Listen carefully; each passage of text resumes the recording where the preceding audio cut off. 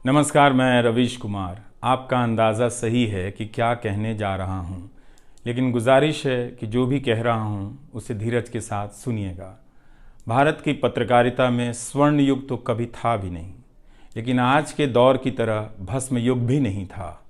भस्म युग से मेरा मतलब है जहाँ इस पेशे की हर अच्छी बात तेज़ गति से भस्म की जा रही हो। यह दिन भी आना ही था।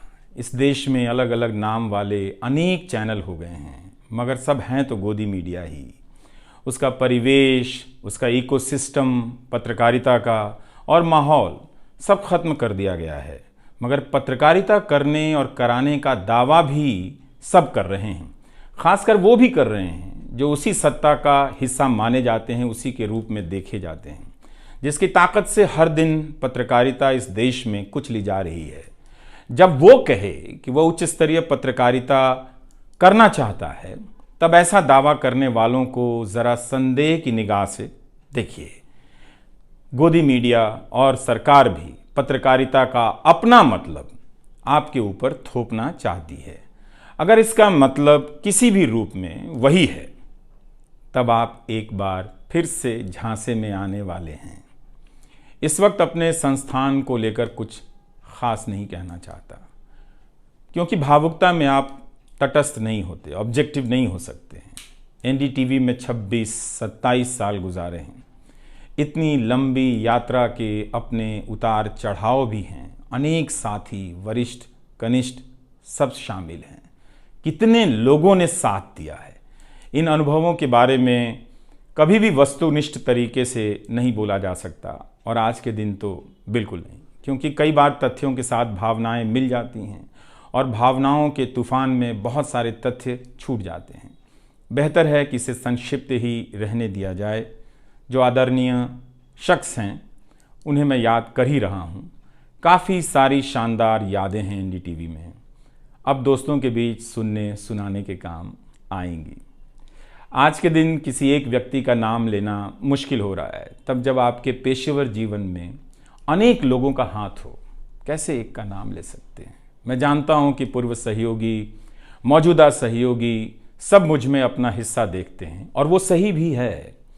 मुझे सभी से कुछ ना कुछ मिला है। मैं सबका ही आभारी हूं। इसलिए एक का जिक्र कर बाकी को छोड़कर आप न्याय नहीं कर सकते, खासकर ऐसे दिन। वैसे भी इस वक्त तो हर चेहरा ही अच्छा नज़र आ रहा है, क्योंकि सबने मेरे अनुभवों को, मेरे जीवन को समृद्ध किया है।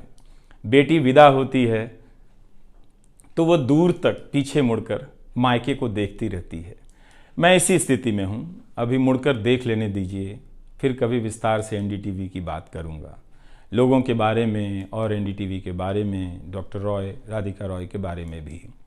मैं कई लोगों की प्रतिक्रियाएं पढ़ रहा था। बहुत सी बातें तो मुझे आज ही पता चली। हैरानी हुई कि हर किसी के पास एनडीटीवी का एक अलग ही किस्सा है। वाकई उन 27 वर्षों के बारे में ठहर कर और संभल कर बात करने की ज़रूरत है। एनडीटीवी ने एक चीज़ सिखाई कि टीवी में और टीवी का एक ही मतलब होता है, टीम।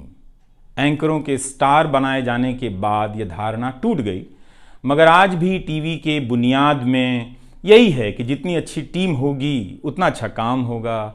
अभी इस बात को यहीं रहने देता हूँ, कभी किसी और वक्त के लिए, तब जब आप भावुक ना हों, तब जब मैं भावुक ना हूँ कि एनडीटीवी छूट रहा है। अगस्त 1996 में एनडीटीवी से औपचारिक रूप से जुड़ा था।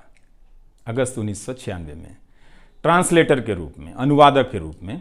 लेकिन उसके पहले कई महीनों तक मैं यहाँ चिट्ठियाँ छांटता रहा। बोरे में चिट्ठियाँ आती थीं और मेरे पास रख दी जाती थीं। तब दर्शक पोस्ट बॉक्स में चिट्ठियाँ भेजा करते थे। देश भर से दर्शक अपने हाथों से अलग अलग कार्यक्रमों के एंकरों को लिखा करते थे। इन्हें पढ़ते हुए मैंने टीवी के कार्यक्रमों के आसपास दर्शकों को बनता देख रहा था। मेरा काम था उनकी बारीक नज़र से लिखी गई चिट्ठियों पर रिपोर्ट बनाना और एंकरों या कार्यक्रम के प्रोड्यूसर को सौंप देना। दिहाड़ी का काम था, उसी के हिसाब से मजदूरी मिलती थी, पैसे मिलते थे। मेरी ज़िंदगी में यह काम आज भी जारी है। आज भी आप मुझे सैकड़ों की संख्या में मैसेज लिखते हैं, हाथ से लिखी चिट्ठियां भी आती हैं, बहुत अच्छी लिखावट में। मैं ज़्यादातर मैसेज पढ़ता भी हूँ और सभी के नहीं तो बहुतों के जवाब देने की कोशिश करता हूँ। कई बार तो अपनी निराशा भी आपसे साझा कर देता हूँ। मैं आपके बीच आकर अपने मन का भाव नहीं छिपाता, क्योंकि मैं आपके बीच बताने के लिए आता हूँ। अगर खुद को ही छिपाने लगा तो वो पूरा बताना नहीं होता है। मुझे तो लगता है कि कई हजार दर्शकों के पास मेरे लिखे हुए जवाब होंगे। उंगलियों में दर्द रहने के कारण इन दिनों जवाब देना कम कर दिया है। तो एक तरह से जिन चिट्ठियों से एनडीटीवी में मेरी शुरुआत होती है, उनका आना जाना आज भी जारी है, आज तक जारी था। वो काम आगे भी जारी रहेगा, लेकिन इतने सारे सुझावों, जवाबों, अपेक्षाओं, शिकायतों और डांट के बीच सोना, जागना और जीना मुझे आपके हवाले करता चला गया। मैं खुद के पास तो रहा ही नहीं, आपके बीच गया तो घर ही नहीं लौटा। शायद अब कुछ वक्त मिलेगा खुद के साथ रहने का। आज की शाम एक ऐसी शाम है जहां चिड़िया को उसका घोंसला नज़र नहीं आ रहा, क्योंकि कोई और उसका घोंसला ले गया है, मगर उसके सामने थक जाने तक एक खुला आसमान ज़रूर नज़र आ रहा है। तो खैर, उसके बाद अनुवादक बना और कई पत्रकारों की रिपोर्ट का अंग्रेज़ी से हिंदी में अनुवाद करता रहा।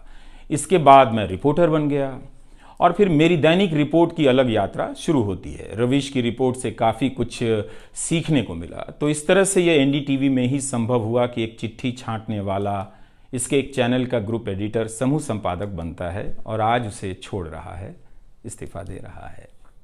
बहुत बड़ी बड़ी शक्तियाँ पीछे खड़ी हैं इस एक पत्रकार के पीछे। तो स्वाभाविक है कि ये नौबत आनी थी, इसका अंदाज़ा मुझे पहले भी था। लेकिन जिस दिन आता है उस दिन अच्छा तो नहीं लगता है। लेकिन मैं आपसे यह भी कहना चाहता हूँ कि जब भी मेरे बारे में मूल्यांकन करें, इस बात की सहानुभूति मुझसे ना रखें कि मैं चिट्ठी छांटता था। मैं उनकी तरह नहीं हूँ कि अचानक चाय बेचने की बात करने लग गया। उतर रहा हूँ जहाज़ से, बात कर रहा हूँ चाय बेचने की। सहानुभूति के लिए या फिर अपने संघर्ष को महान बताने के लिए मैं ऐसा नहीं करना चाहता। इस देश में हर किसी का संघर्ष ही पहाड़ चढ़ने के जैसा है। आप एम्स के बाहर मरीज जो खड़े हैं, उनके परिजन जो खड़े हैं, उनसे मिल लीजिए। आपको पता चल जाएगा कि उनकी चुनौतियां कितनी बड़ी हैं और आपका दुख कितना कम है, छोटा है। लेकिन आज के दिन मैं आप सभी के बीच दर्शकों की बात करना चाहता हूं। इस दौर में कुर्सी पर बैठे किरदारों को टूटते हुए देखा, सबने देखा। संस्थाओं को भस्म होते देखा, आपने देखा। नफरती तूफान में लोगों को भटकते देखा, मगर मैंने इसी दौर में एक नई संस्था भी बनते देखी है। वह संस्था है जनता की संस्था, दर्शकों की संस्था। दर्शक ही अपने आप में इंस्टीट्यूशन बन जाते हैं। आप दर्शकों की संख्या भले कम है, मगर आप दर्शकों ने मिलकर जर्जर किए जा रहे इस लोकतंत्र में जनता नाम की संस्था का पौधा सूखने से बचा लिया। एनडीटीवी में मुझे जब भी अवसर मिला मैंने जान लगा दी। मैंने कभी उन अवसरों को अपने लिए नहीं देखा, बल्कि यही सोचा कि ये अवसर मुझे आप दर्शकों के लिए मिला है, इसलिए उन सभी अवसरों को आप दर्शकों की कहानियों से भरता चला गया और मैं आप दर्शकों का होता चला गया। आपका दावा मुझ पर बहुत बड़ा है, मैं जानता हूँ। आप मुझ पर बहुत दावा रखते हैं। मेरे आसपास आप दर्शकों की वजह से एक न्यूज़ रूम बन गया था, पब्लिक न्यूज़ रूम, जो दफ्तर के भीतर नहीं, आपके घरों में था, आपके दिमाग में था।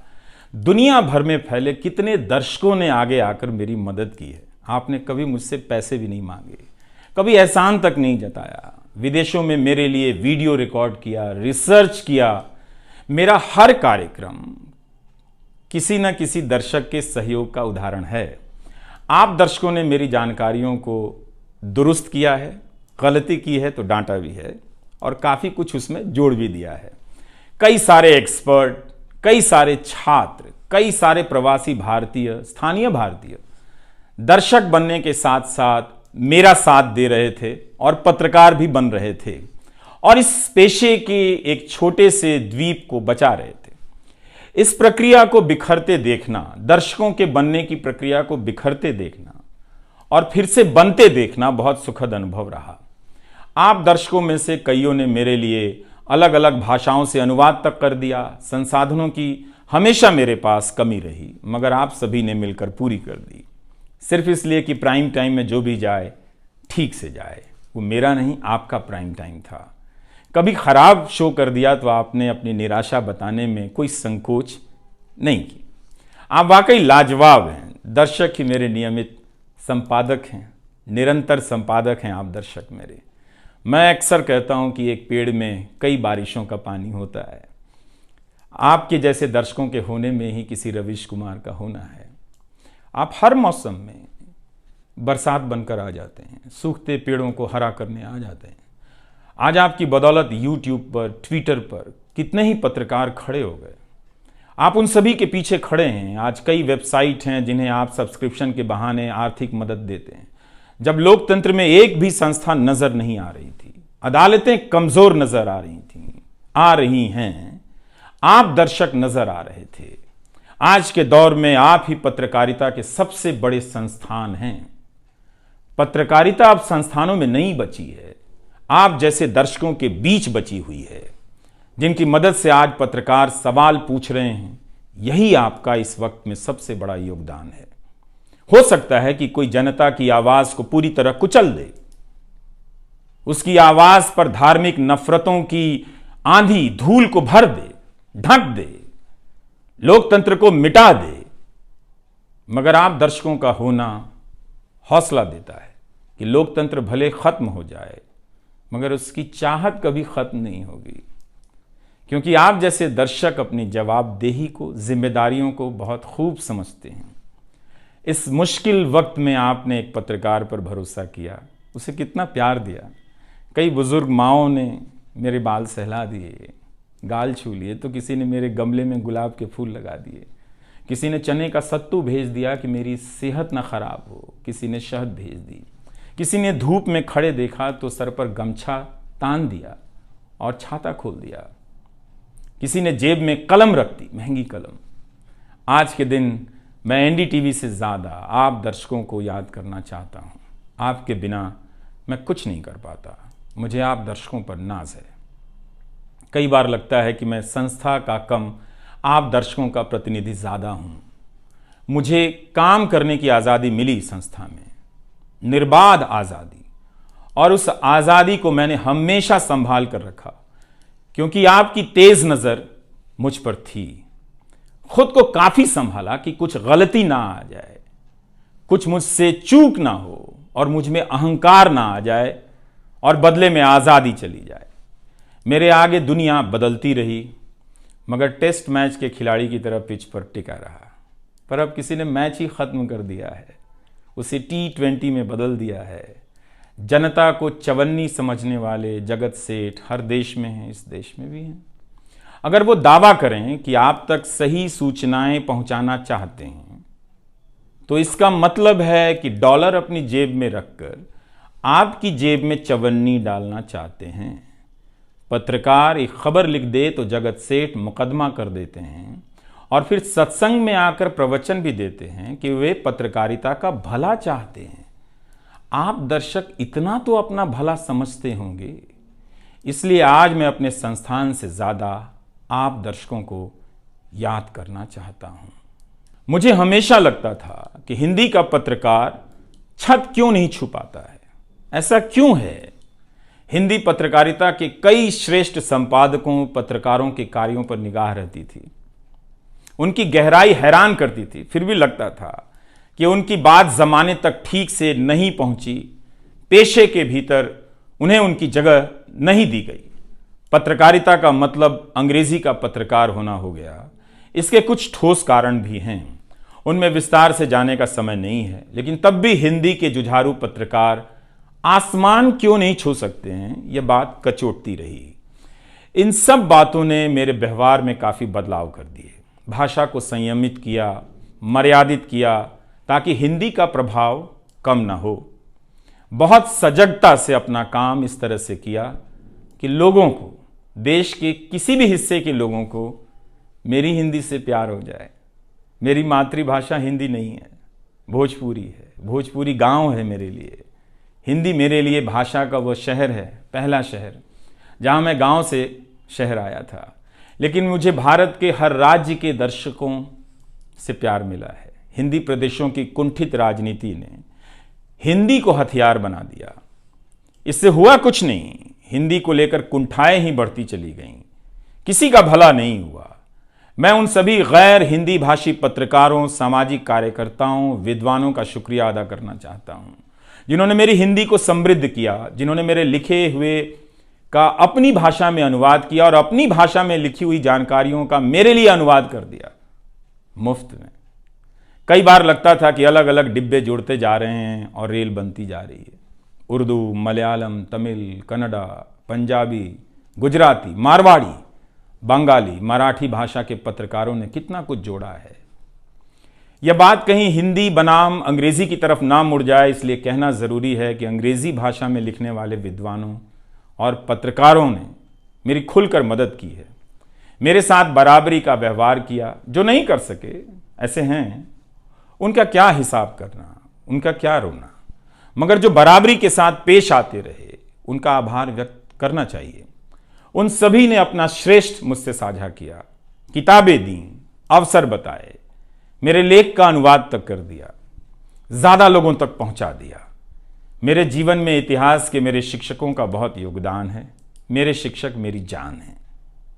मैं चाहता हूं कि आप मेरे जरिए मेरे पीछे खड़े अनगिनत लोगों के बारे में जानें, उन्हें भी देखें। और दोस्तों को कौन भूल सकता है, बहुत अच्छे अच्छे दोस्त मिले, कम मिले लेकिन मिले। आप जनता के बीच जाने के तमाम अवसर मेरे लिए बहुत खास हैं।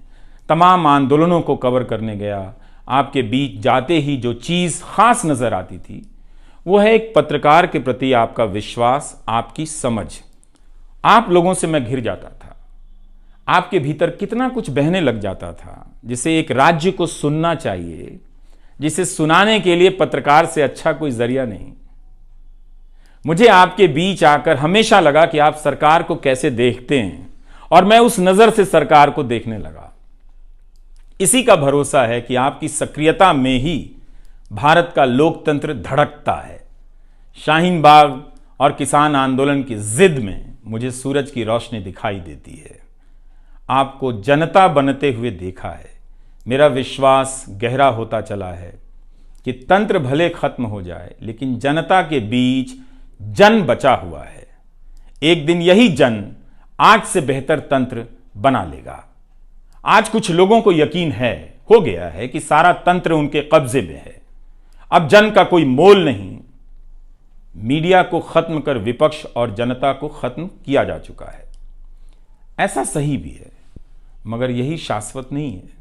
एक ना एक दिन जब लोग अपनी नफरतों से जर्जर हो जाएंगे, उनकी नफरतें उनके शरीर से दरकने लग जाएंगी, तब उन्हें किसी नई जमीन की तलाश होगी, किसी पत्रकार की याद आएगी। नफरत की गुलामी से बाहर आने का रास्ता आप ही बनाएंगे, आपको ही बनाना है। एनडीटीवी में मैंने लिखना, बोलना सीखा, दिखना सीखा, अच्छे कपड़े पहनना सीखा, टाई पहननी सीखी। बस केवल डांस नहीं आया, क्योंकि काम से वक्त ही नहीं मिला। आप सीख लीजिएगा। आज के दिन मैं अपनी महिला सहयोगियों को खास तौर से याद करना चाहता हूँ। काम के प्रति ईमानदारी, टिक कर काम करना और पेशे की नैतिकता की समझ मुझे अपनी महिला सहयोगियों से मिली है, और मैंने उनसे चुरा भी ली है। उनसे मेरी सामाजिक और नैतिक समझ बहुत बेहतर हुई।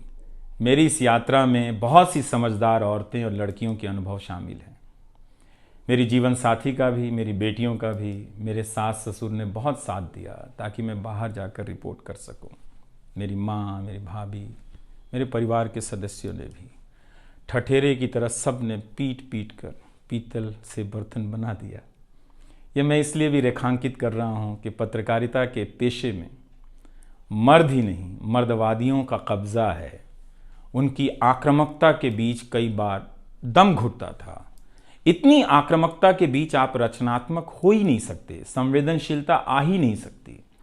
इस पेशे में तमाम महिला सहयोगियों ने मुझे मर्दों की आक्रामकता से बचा लिया।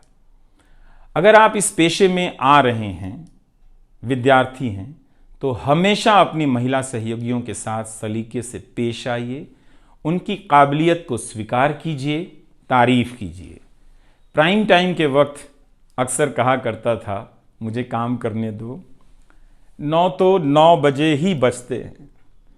सुबह उठते ही मेरे दिमाग में रात के 9 बजने लग जाते थे। मैं टाइप करने लग जाता था, रोज़ 5,000, 6,000, 7,000 शब्दों की टाइपिंग। अब शायद 9 ना बजे, प्राइम टाइम ना हो। मुझे पता नहीं था, पता नहीं है कि अब 9 बजे क्या करूँगा। मुझे टीवी से बहुत प्यार है, इस माध्यम से दिल लग गया था, शायद इसी वजह से दिल टूट रहा है। वो लाल माइक याद आता रहेगा, अब वो लाल माइक नहीं होगा। मैं जानता हूँ कि आप दर्शकों की आदतों में मैं शामिल हो गया हूँ। आप काफ़ी तकलीफ़ में थे कि मेरा क्या होगा, मैं क्या करूँगा, मैं प्राइम टाइम क्यों नहीं कर रहा हूँ। मुझे लगा कि चुपचाप किनारे हो जाना चाहिए, धीरे धीरे मेरे नहीं होने की आदत आपको डाल देनी चाहिए। इसलिए कई दिनों से प्राइम टाइम नहीं कर रहा था, ताकि आप मुझे कुछ भूल सकें। मगर आप हैं, मानते ही नहीं। हर रात 9 बजे के बाद मैसेज करने लग जाते हैं कि कहाँ हो, बीमार तो नहीं हो, सब ठीक तो है, एनडीटीवी में क्या चल रहा है, आप अच्छे हैं। तो भारत का मीडिया स्पेस बदल चुका है। उन हज़ारों युवाओं की सोचिए जो पढ़ाई पत्रकारिता की कर रहे हैं, लाखों रुपए लगा रहे हैं, मगर उन्हें काम दलाली का करना पड़ेगा, क्योंकि इसके लिए अब कोई सांस्थानिक जगह नहीं बची है। इसी के बीच जो आने वाले पत्रकार हैं, जो इस वक्त पत्रकार हैं, सभी को जूझना है। कोई घुट रहा है तो कोई इस पेशे को छोड़ रहा है। कई लोग कहते हैं कि नौकरी की मजबूरी के अलावा पत्रकार बनने की कोई दूसरी शर्त नजर नहीं आती, कोई उत्साह नहीं है। यहां तो जस्टिस तक कह रहे हैं कि जमानत देने पर जजों को टारगेट किए जाने का डर लगता है। जब जज को ही डर लगता है, तब फिर इस दौर में यह बोलना भी गुनाह है कि मुझे डर नहीं लगता है। एक डरा हुआ पत्रकार मरा हुआ नागरिक पैदा करता है। इसलिए बोला कीजिए कि हमें डर नहीं लगता है। आप उस देश के नागरिक हैं जिसने नंगे पांव ब्रिटिश साम्राज्य को घुटने पर झुका दिया। कोई कारण नहीं कि मैं आप पर भरोसा ना करूं कि एक दिन आप गोदी मीडिया की इस गुलामी से बाहर आएंगे। आप हमेशा इस गुलामी में नहीं रह सकते। इसकी गुलामी से आपको लड़ना ही पड़ेगा। यह सबकी लड़ाई है। इस लड़ाई के बिना आप दुनिया में सर उठाकर नहीं चल सकते। आपकी यही पहचान होगी कि आजाद देश के गोदी मीडिया के गुलाम हैं। इसके खतरे की गंभीरता को समझिए। कानून की आड़ में अब अधिकार कुचले जा रहे हैं, अभिव्यक्तियों को रौंदा जा रहा है, ताकि सारे अवैध काम वैध नजर आए। इस समय मेरे रास्ते निश्चित नहीं हैं, निश्चित हैं तो सिर्फ हौसला है। उसका भी क्या भरोसा, कभी आसमान में होता है, कभी पाताल में। एक YouTube चैनल बनाया है रवीश कुमार ऑफिशियल, और फेसबुक पेज भी है रवीश का पेज। इसे सब्सक्राइब कीजिएगा। अब मैं YouTube पर ही नज़र आऊँगा, एनडीटीवी इंडिया पर नहीं। किसी संस्था के साथ मर्यादाएं बहुत अलग होती हैं, फ्रीलांस और आज़ाद जीवन की अलग। लेकिन इस बार परिवार के साथ थोड़ा वक्त बिताना चाहता हूँ, जीना चाहता हूँ। मैंने इस्तीफ़ा दे दिया है। नमस्कार, मैं रवीश कुमार अब आपको उस चैनल पर सुनाई नहीं देगा। नमस्कार, मैं रवीश कुमार।